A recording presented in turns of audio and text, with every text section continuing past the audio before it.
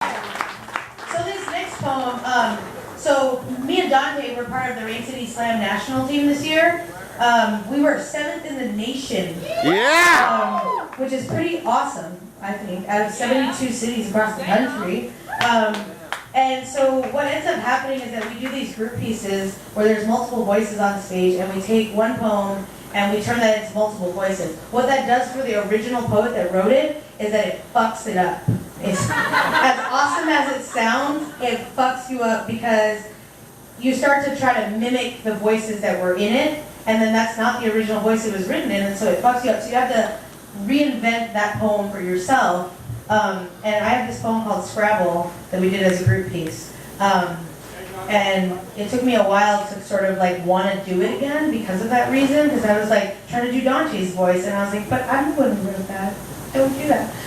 But it wasn't Dante's fault. Bad Dante. Shit, right? Okay, so, anyway. Every Sunday morning, Mikey wakes up early to watch the games at the park. The field is a Scrabble board. 60 to 85-year-old athletes handling alphabet tiles like Harlem Globetrotters. This was not like the chess games you see a few tables over. The breathless pausing between the knocks and knights and spawns, the clicking and ticking of clocks between silent strategy. No, this was a cipher of the elderly. 11-point grandmas turned 15-point grand masters. These were reverse veterans of verbs, weathered warrior wordsmiths attaching scores to skilled combinations of random letters. His older brother Andrew took him to his first game on his birthday. He gave him a dictionary. On the front flap he wrote, "This is your first weapon. Choose your words carefully. Love always, Andrew." It was the perfect size for Mikey's back pocket. Mikey swore in it like the truth, became the park bench's law enforcement, catching phony words and taking away turns like a Scrabble sheriff. He found his language one letter tile at a time, discovering words will tell you what they are if you L-I-S-T-E-N, listen, 6 points. But to listen requires you to be S-I-L-E-N-T, silent, 6 points. Just rearrange the letters. Your ears, with the same letters, can become the inlets to words if you enlist them, 6 points. 2 days later, Mikey found a letter from Andrew to a friend. It said words like John, 8 points. Like, 7 points. Awkward, 13 points. Gay, 9 points. Do you like me back? 31 points. Mikey never said a word. 4 days later, Andrew was found hung by his own belt in his bedroom. Belt, 6 points. Suicide, 10 points. When the ambulance removed Andrew from his room, Mikey found another letter. It wasn't in Andrew's writing.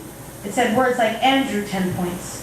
Fuck, 9 points. Faggot, 10 points. Hell, 7 points. Burn, 8 points. I'm going to tell everyone, 33 points. Mikey never said a word.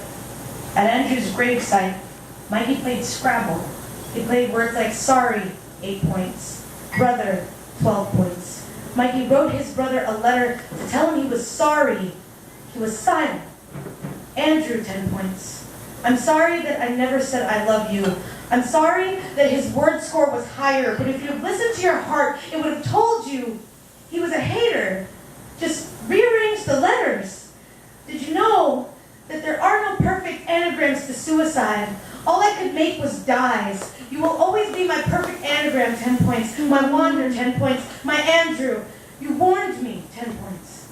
Sticks and stones may break our bones, but words will never hurt you now. They've lied to us all along, Andrew. Words were our first weapon, and they can kill. I'm sorry I never said thank you. Love always, Mikey. Thank you. Yeah! Woo! Oh, so I write about work a lot because work sucks. Yeah. And if I could get paid to be a poet, that would be cool, but you know. That means I died early is right. That is absolutely correct. What's that? Then you get more famous. Then I get more famous, but then I'm dead. What about the Dead Poets Society? But they weren't actually dead. Join the Drunk Poet Society located. The Drunk Poet Society? I'm already part of that. It's fine. It's fine. We do that all day. If you go to nationals, you'll find the Drunk Poet Society, for real. The Two Drunk Poets Society, right? Okay, so. So this is a poem I don't normally do on stage, but I figured Everett, you would appreciate it. You know what I'm saying? Okay, cool. Bring it on. All right. Dear hiring manager, I am responding to the ad posted on Craigslist.org, Monster.com, or from some friend that said I should apply for this position. I know that I am qualified for this position possibly 2 times over, but not in your eyes, skimming 243 resumes of the same kind before mine, and I, like the 243 others, are a perfect match for this position. I have been trained in maintaining my hunger. Work through the shaky and absent-minded mistakes on cooking lines. I can turn your 4 dimes an hour into a roof just big enough to sleep in. And I've learned after years of experience to bite my tongue so hard I can quench my thirst with my own blood and still remember to smile. Save my pride and use it for elbow grease to keep your kitchen clean. Yes, I'll come in on my day off. Yes, I'll hurt myself and to avoid asking for help and come in tomorrow anyway. Yes, I'll keep my head down and my eyes on the chopping board until I forget that I'm human. I'll forget that I'm supposed to stand upright. Yes, I'll split my tips with your overpaid front men making 3 times my monthly wage in a week, and I'll come in bright and early and do it all again tomorrow. My references will tell you that the dust of my age settles on the stainless steel countertops. The powder of my ground carpals is in a jar in their spice racks. They'll tell you that I was tired of being a machine in their factory, how my qualifications go invisible under the shadow of my paycheck, but how I'm breaking the shavings of respect I have left, carving them into resumes and cover letters to get the bulbs to burn warm in the winter. They'll tell you, winter is coming. They'll tell you that I was blazing passion and then something burned it out. When I said I wanted to cook for people, I didn't mean excluding myself.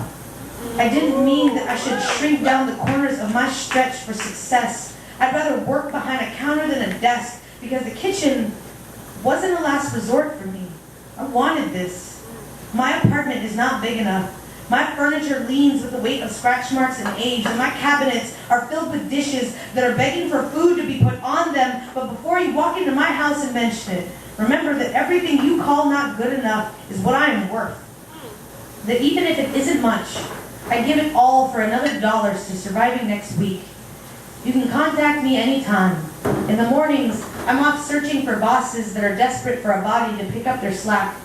In the afternoons, I work under the table and out of the way, so secretly building future out of nickels I've earned for a mouth kept quiet and a back bent over.